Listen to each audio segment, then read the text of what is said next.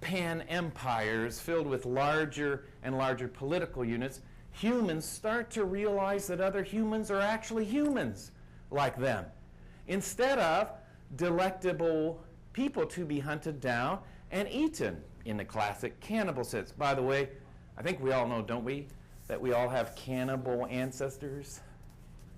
Yeah, a lot of Neanderthals. I don't know if they taste like chicken, but I have a feeling great-great-grandpappy might have had a bite of one. With these guys, we don't have that anymore. Who are they? Just shout them out. Okay, who's this guy? What's that? I heard Yahweh's good. Zeus is also good. Actually, what's that? Could be Moses. It could actually. Those are Bible fashions. You know, people rail sometimes unfairly in this Islamophobic culture about Islamic clothing, but actually it's just Bible fashions. But I like it when students say God, because the problem with calling this God, and he is modeled after Zeus, in fact. Michelangelo didn't know how to paint God, so why not go with the Greek-Roman precursor, and there you go. Who's this? Yes, Yahweh. Not supposed to say that. It would have been stoned a long time ago for that. And Allah. And why are they? They're not presented like a big man, are they? It's not an old man in the sky. In fact, in the European culture, we tend to think of God as an old man in the sky because of Zeus and Jupiter and the like. But in fact, Muslims and Jews will tell you he's no man and can't be represented. And then the problem with calling him God is that he's a God too, and so is he. Anyone identifying this one? Krishna and Shiva from India, and then finally, well, from China. Now, these guys don't have a God in their system. And this is the problem in my field. If we say science and religion are opposed, and religion is about belief in him, then we're saying essentially that Chinese aren't religious. Whoa, that would be hard. Then what are they if they're not religious? And we'll look at that a little more detail, but the axial age, and you can see the origin of many of these faiths start in the middle of the first millennium before the Common Era. So axial age religion represents a big leap forward for humans, and then let's actually go back to them. The one thing these all share is what we call the golden rule. We often think Jesus invented the golden rule, but he did not. They all say, harming another person or doing unto others as you want them to do to you is a new breakthrough in consciousness at this phase. So they all said just about the same kind of thing, little exception of this guy. He thinks it's okay to kill if it's your caste duty and the like, but we can talk a little more about that in a second. Now I want to move into some more definitions of religion, because we've got to have, don't we, a definition that could include all the religions of the axial age on the planet. And George Lindbeck, he's famous for this. He's kind of conservative guy, actually. He believes that it's your primary worldview. And so, does anybody not have a primary worldview? I like to say only people in comas and corpses lack a primary worldview. That could be anything. That could be, Packerism, for example. It could be Americanism. You can make religious structures out of so many things. And then Ruth Benedict here, very influential anthropologist, studied many cultures. I believe Papua New Guinea. Does that sound about right? Oh, well, sorry, sir. That's okay. I think it's Papua New Guinea. She found out that those people still practice cannibalism. And then she found out that cannibalism is an excellent thing to do in your society. And then she came back to our culture and found that actually morality is relative wherever you go, and we can see that in the news and in conflicts around the planet. So there's a big perspective. Emil Durkheim promulgated the notion of religion as a glue for society. And when we look at this map of the religions, did it ever seem strange to any of you that everyone in this vast stretch of land are all Muslim? Or that these are all mostly Catholic, or Protestants and a blend, or Hindus? Wouldn't it seem more real if in fact religions were scattered around the planet? So we would have 10% Hindus here, 10% Buddhists, 10% Christian, but that's not what we have. In fact, in this room, how many were raised in a, let's say, Protestant or Catholic environment? Anybody? Okay. And so that means you're all glued together. Even you don't practice today is another issue, but you can all talk the talk of Christianity to some degree, I'm thinking. So that is how it functions as a glue and a primary worldview. And then Joseph Campbell adds, you know, the social features that bind people together. And then he's famous, of course, as well for Star Wars, where he uses archetypal imagery from a lot of religions. The Confucian emperor wants order in the galaxy. Yoda, a kind of Lao Tzu of Taoism, wants freedom and naturalness. So he finds the archetypes of religion in his writing, Hero with a Thousand Faces. He finds it's the same hero wherever you go. Hercules, Krishna, Gilgamesh was the first in Sumer. Then I like to throw in what no one else in my field, I hardly see him acknowledge, Tetsuro Watsuji.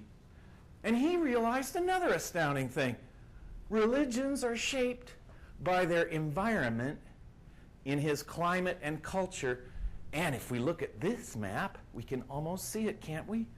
If you have in your head your memory of the religion map we just saw, isn't it odd that this climate region is all Muslim? Isn't it odd that this climate region is Catholic and Orthodox and then Hindu? So religion evolves with the climate. And now I am going to get into the controversial part. This is the part perhaps the scientists were waiting for. I don't know. Not all scientists are atheists. Not all atheists are scientists. But this is the standard view we have of atheism and science, is that belief in imaginary beings is kind of dumb, isn't it? Does that sound fair? Okay. If I make anyone mad, let me know. So, this is my proof that science is a religion. Because look, there's L. Ron Hubbard.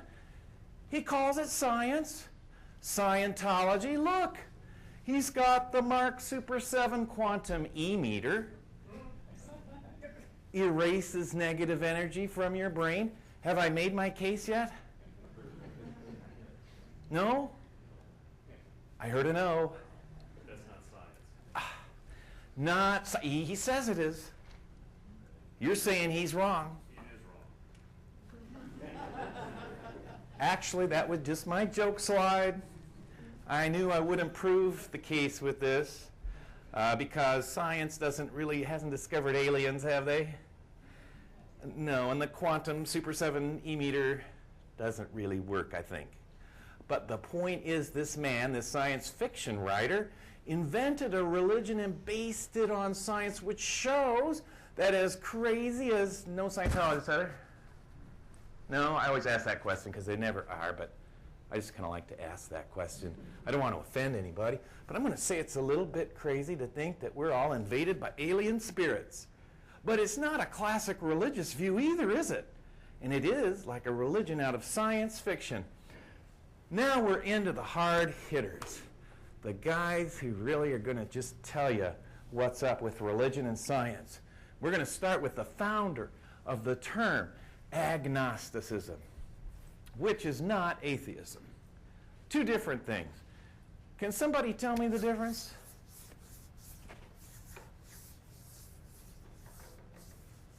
It's tricky. Yes? Agnosticism and atheism? Yeah. Agnosticism is saying, I'm not sure, and atheism is saying, I know there isn't a God. Excellent. That's just it. And I would argue that among the possible worldviews we can have, monotheism, monism, like Hinduism or Buddhism,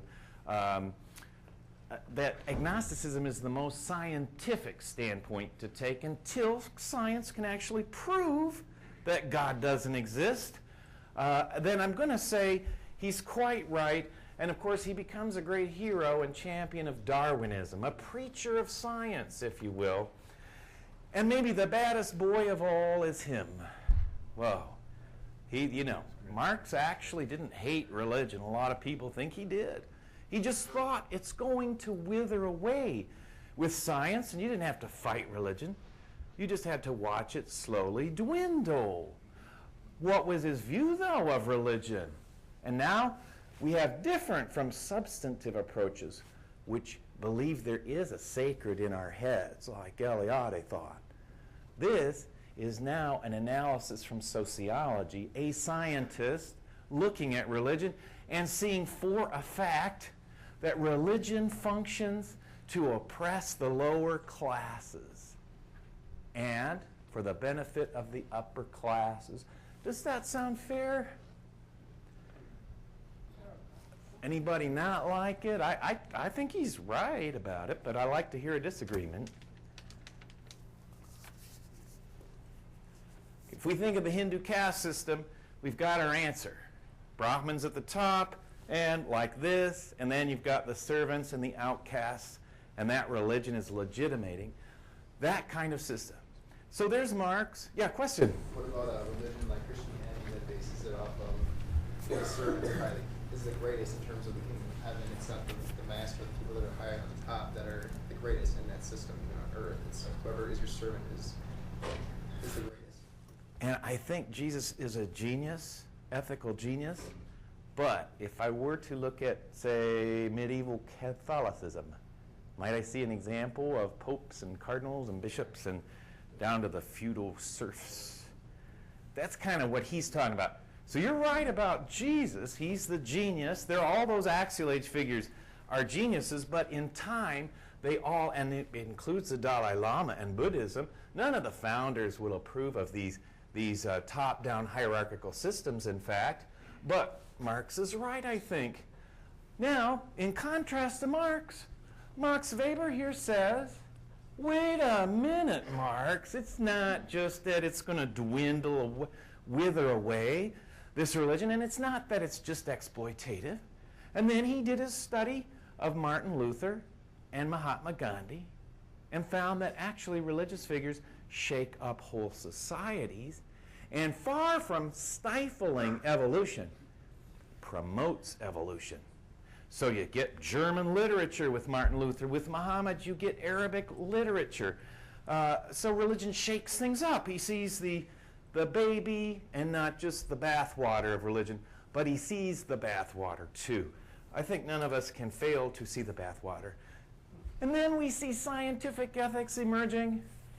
John Stuart Mill decided that it's not about God's commandment, good or evil, abortion, let's say. If abortion is useful, and if not having abortion makes for unhappiness, then abortion should be permitted. A usefulness ethic that comes from science, no longer based on God's command, but how we can be the happiest in our society. And then, if it's not Marx, it's this bad boy, Friedrich Nietzsche. A lot of my students say he looks mad, and he is. So he certainly went mad if he wasn't when he was still writing. But there you go. What does he say? Where has God gone? We have killed him, you and I. And he means science has killed God. And if God is now dead, then who becomes God?